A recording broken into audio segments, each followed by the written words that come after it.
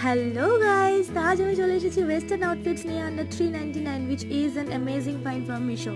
Let's see the first outfit. First outfit হচ্ছে একটা red কালারের knee length one piece যেটার ক্লথ ম্যাটেরিয়াল সত্যি আমার খুব পছন্দ হয়েছে। আর এটার বেস্ট থিং যেটা হলো সেটা হলো এটার ব্যাকের ডিজাইনটা যেটা একটা এক্সট্রা লুক আমাদেরকে দেয়। Let's see the second outfit.